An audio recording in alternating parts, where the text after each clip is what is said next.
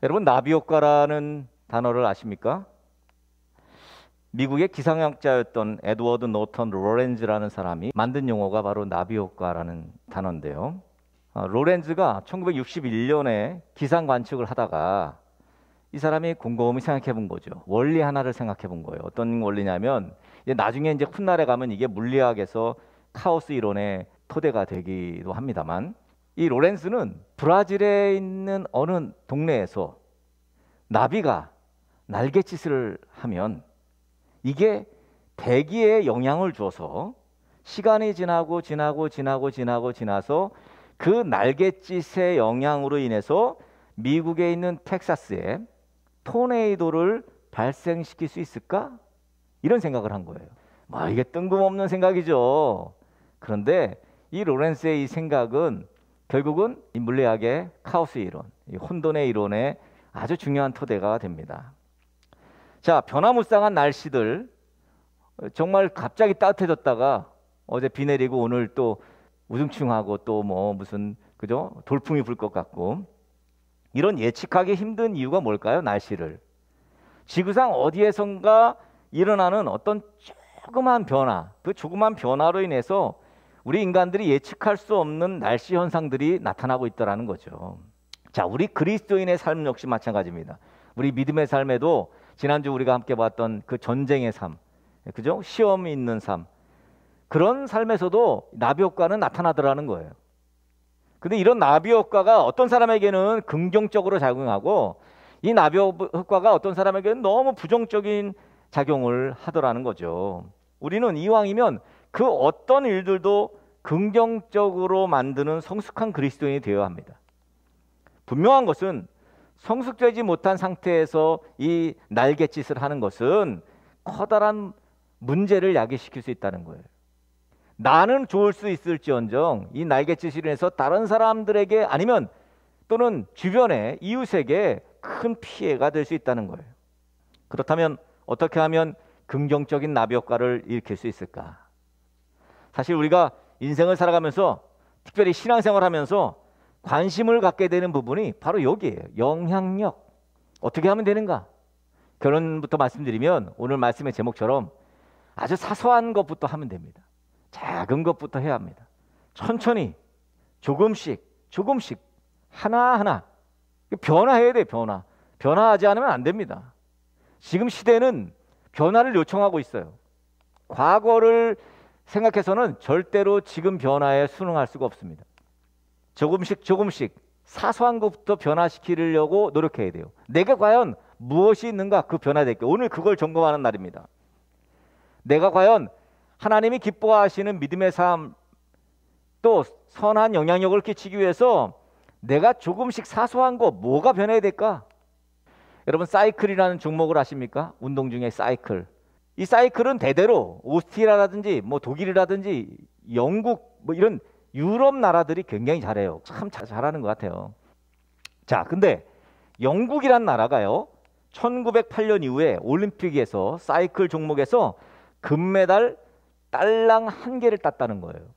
영국은 세계에서 가장 큰 사이클 대회인 이 투르 드 프랑스에서 110년 동안 한 번도 우승하지 못했다는 거예요. 그래서 어떤 일이 벌어지냐면 그 사이클을 만드는 회사에서 영국에다가 납품을 안 하려는 거예요.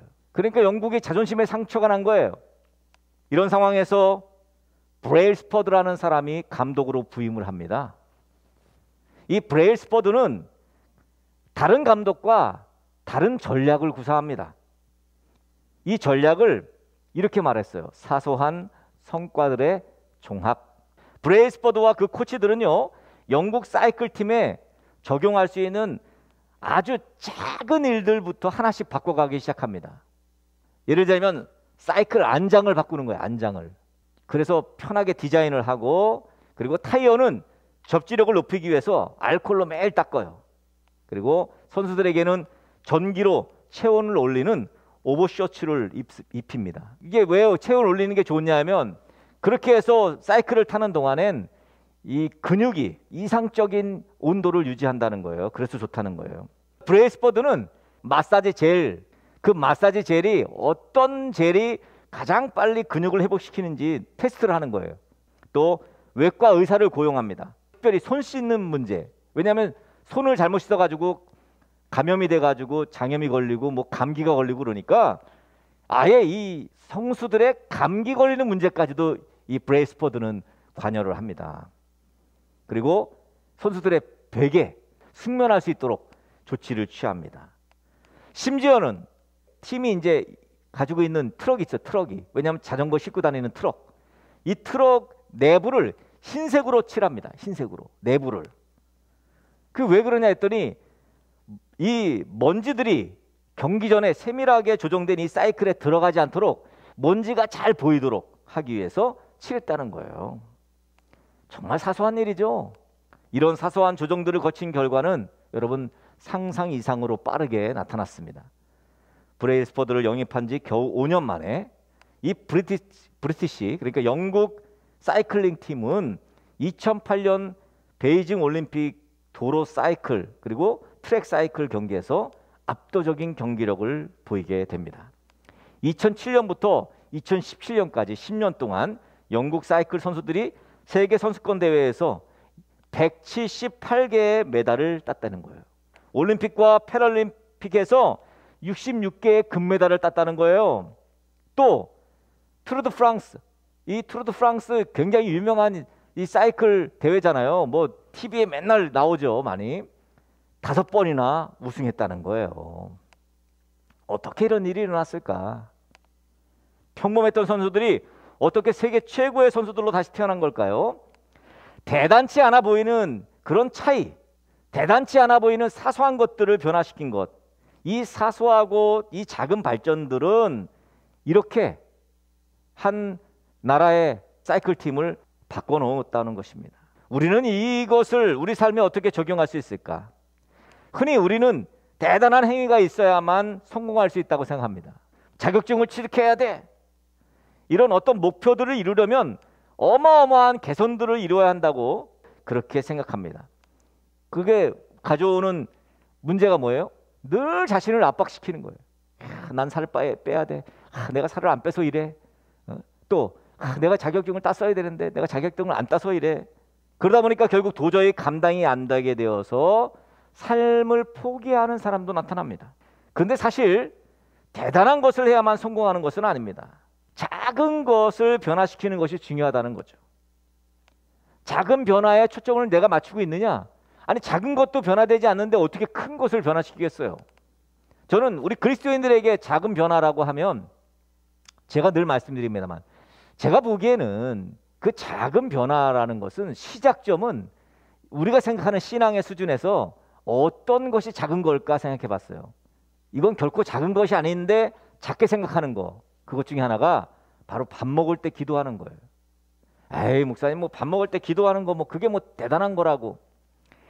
기도를 하는 거. 그러니까 기도하는 행위. 그런 행위를 말하는 게 아니에요.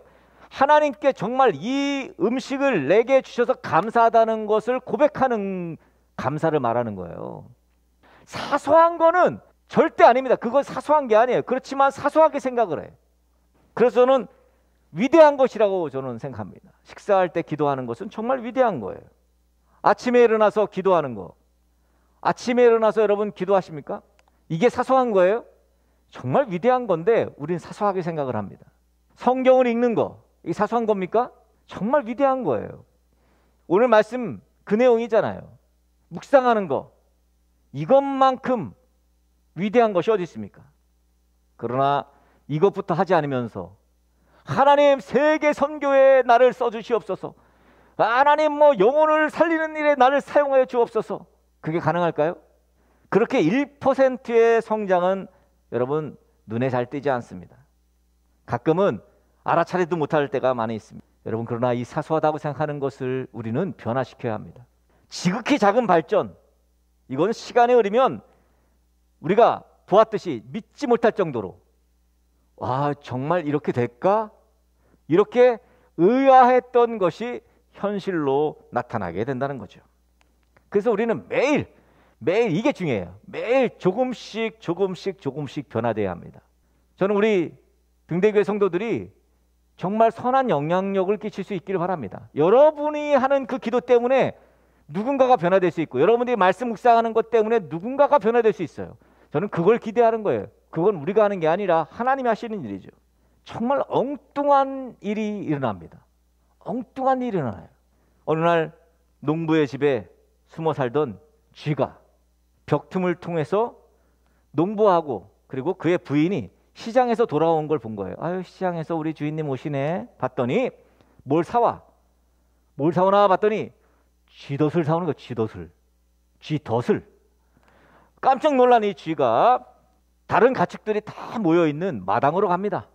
여러분 잠깐만요. 여러분 지금 주인이 쥐덫을 사왔어요.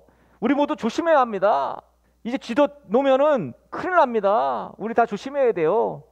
그랬더니 이 이야기를 듣고 있던 닭이 뭐라 그래요? 야, 쥐덫은 쥐한테나 문제지 우리는 아무 문제 없어. 야, 닭 역사에서 여태까지 쥐덫에 걸려서 죽은 닭은 보지 못했어. 우린 괜찮아. 그리고 이 쥐의 경고를 무시하죠. 돼지가 옆에 있다가 야, 우리한테도 마찬가지야. 우리 돼지에게는 쥐덫이 아무런 위협이 되지 못해. 내가 너를 위해서 기도해 줄게. 그렇게 비아냥대며 돌아섭니다. 쥐 옆에 있던 소가 똑같은 이야기를 합니다. 우리도 상관이 없어. 그러며 전혀 주의 깊게 듣지 않았지요. 그리고 모두들 끌끌끌 혀를 차면서 쥐를 걱정하면서 다 흩어졌습니다. 어느 날 쥐덫에 뭔가 잡히는 소리가 들린 거죠. 철컥 하고 이 소리를 듣고 농부의 아내가 뭐가 잡혔나 보다 하고 마당으로 나왔습니다. 근데 그 쥐덫에 걸린 것은 독사의 꼬리가 걸린 거예요. 이게 뭐지? 제대로 독사인지 모르고 이게 뭐지 하고 보다가 글쎄 이 농부의 아내가 독사에게 물려버린 거예요. 이 독사의 독으로 인해서 열이 나는 이 아내를 위해서 동네 사람들이 찾아와서 위로를 하면서 이야기합니다. 아이고, 독사에게 물렸네. 어떻게 이 독사한테 물렸을 때는 닭죽을 끓여 먹으면 조금 도움이 될 거야. 그 말을 듣고 농부는 닭을 잡죠. 그 따뜻한 죽을 끓여가지고 아내를 먹입니다. 하지만 병이 그렇게 호전되지 않았습니다. 여러 사람이 돌아가면서 그녀를 돌볼 수밖에 없었습니다. 이 사람 와서 도와주고 저 사람 와서 도와주고 동네 사람들이 이렇게 많이 도와주니까 이 농부는 너무도 고마운 나머지 돼지를 잡아서 동네 사람들에게 대접을 하죠. 결국 독이 온몸에 퍼진 이 농부의 아내는 끝내 회복하지 못하고 숨을 거두고 말았습니다. 그리고 장례를 치렀죠. 그리고 장례에 사람들이 많이 왔습니다. 그리고 위로해주고 격려해 주었습니다. 농부는 그들을 대접하기 위해서 마당에 나왔는데 그의 눈에 띈 것은 잔뜩 겁을 먹은 소였습니다. 결국 정말 그 쥐덫 하나를 그냥 대수롭지 않게 여기던 동물들이 이런 최후를 맞이하게 된 것입니다. 별거 아니라고 여기고 나와는 상관없다고 여기던 것이 결국 나에게도 지대한 영향을 주게 되는 경우가 참 많이 있다는 거죠. 바로 이런 것이 부정적인 나비 효과 아니겠습니까? 여러분, 우리는 작은 것부터 아주 사소한 것부터 변화를 시작해야 합니다. 사람이 갑자기 바뀌는 것은 쉽지 않습니다. 그래서 결혼하고도 힘들어진 이유가 뭐예요? 이 남자가, 이 여자가 그냥 갑자기 확 바뀌길 원하기 때문이에요. 그렇게 확 바뀌질 않습니다. 사소한 것 조금씩 바꾸는 거예요. 그러면 뭐가 필요해? 인내가 필요한 거예요. 결국은 사소한 것들로 천천히 조금씩 변화될 거라는 인내가 필요합니다. 인내만 하면 돼요? 아니에요. 기도하면서 인내해야겠죠. 하나님, 저 사람의 저 모난 성품을 하나님 고쳐주옵소서. 하나님, 나의 모난 성품을 고쳐주옵소서. 기도하면서 서서히 바꿔가야죠. 인내하는 겁니다. 오늘 우리가 잘 아는 신명기 6장의 말씀은 먼저 5절 말씀에서 너는 마음을 다하고 뜻을 다하고 힘을 다하고 그래서 내 하나님 여호와를 사랑하라. 여러분, 마음 그리고 힘, 뜻 이것을 다하라는 하나님 말씀, 하나님을 이렇게 다해서 사랑하라는 하나님의 말씀은 무슨 얘기예요? 결과적으로는 오직 하나님만 주인으로 모시라는 거고 오직 하나님을 우선순위로 여기라는 거예요. 마태복음 6장 24절에 나오는 말씀과 일맥상통합니다. 한 사람이 두 주인을 섬길 수 없다는 거예요. 혹 이를 미워하여 저를 사랑하거나 혹 이를 중히 여기며 저를 경히 여김이라. 너희가 하나님과 재물을 겸하여 섬길 수 없느니라 그랬어요. 그런데 이게 말처럼 쉽습니까? 어떨 때는 내 재물을 하나님보다 더 섬길 때가 많습니다. 내가 가지고 있는 거 이거 하나님보다 더 우선순위 여길 때가 많아요. 어떻게 해야 되죠? 조금씩 하나님 쪽으로 틀어야죠. 하나님 쪽으로 조금씩. 왜? 하나님 그렇게 말씀하셨으니까. 내가 물질의 우선순위 갖고 있는 그 퍼센티지를 야금야금 하나님께로 옮겨가야 돼요. 옮겨가야 돼. 그래서 뭘 한다고요? 그래서 11조를 하는 거예요. 11조라는 게 뭐예요? 10%예요. 10%를 하나님께 옮기는 거예요. 이렇게 옮기는 거예요. 10%를. 그럼 어떻게 돼? 100%를 옮길 수 있어요. 나중에는 야금야금. 그게 물질이지만 비록 지금은 그렇지만 물질 있는 곳에 네 마음이 있다고 옮기는 거예요. 10%를. 여러분 10%를 야금야금 하나님께로 가져다 보면 결국 하나님에게로 무게중심이 쏠리게 되는 것입니다.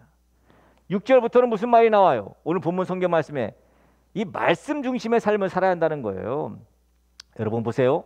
하나님의 말씀을 알아야 하나님의 의도를 알아요. 하나님의 의도를 알아야 하나님이 기뻐하는 올바른 인생을 살 수 있습니다. 그래서 하나님 말씀 뭐예요? 인생의 내비게이션이죠. 어디로 가야 하는가? 그 길과 방향을 알 수 있는 유일한 방법은 하나님 말씀밖에 없습니다. 그런데 하나님의 말씀도 모르고, 자 그러니까 길도 모르면서 무턱대고 악셀을 밟고 가는 거죠. 우리는 인생이 참 한심한 거죠. 자 그렇다면 어떻게 하면 될까요? 결론적으로 보면 매일매일 조금씩 말씀을 읽고 묵상하는 길밖에 없어요. 오늘 본문에 뭐라 그래요? 내 자녀에게 부지런히 가르치라고.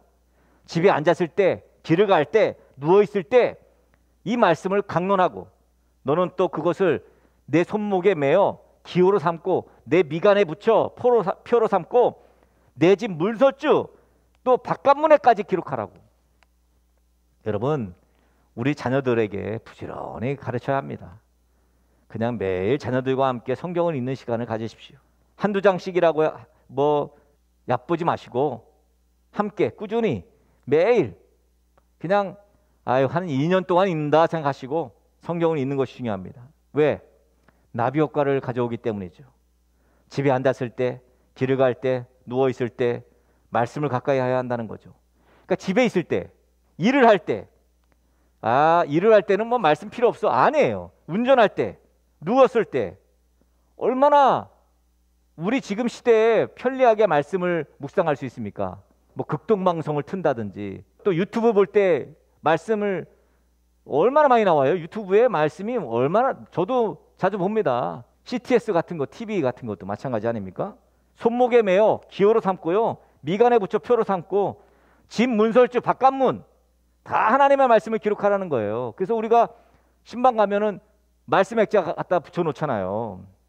온통 우리 인생이 하나님 말씀이 눈에 들어오게 하는 시스템을 만들어 놓으라는 거예요. 오직하면 화장실에도 붙여놨겠어요. 화장실에서도 말씀이 보이고 거실에도 말씀이 보이고 이런 환경을 조성해 놔야 한다는 것입니다. 여러분 말씀 묵상을 우습게 여기면 안 됩니다. 말씀 읽는 습관을 우습게 여기면 안 됩니다. 말씀을 묵상하는 것은 일종의 훈련입니다. 말씀을 매일 읽고 묵상하는 거 깨닫고 그리고 작은 실천을 하는 그런 삶을 훈련하게 되면 결국은 어느새 위대한 하나님의 사람이 되어버리는 그런 수준에 이르는 여러분을 발견하게 될 것입니다. 우리가 다니엘의 세 친구는 잘 알죠.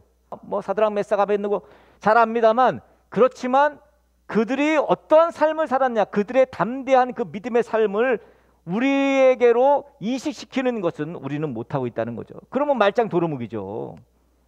그래서 훈련의 시간이 필수라는 겁니다. 옛사람을 새사람으로 바꾸는 시간. 모세도 바울도 다 이 과정을 거쳤어요. 등대교회 성도들 역시 이 과정을 거쳐야 합니다.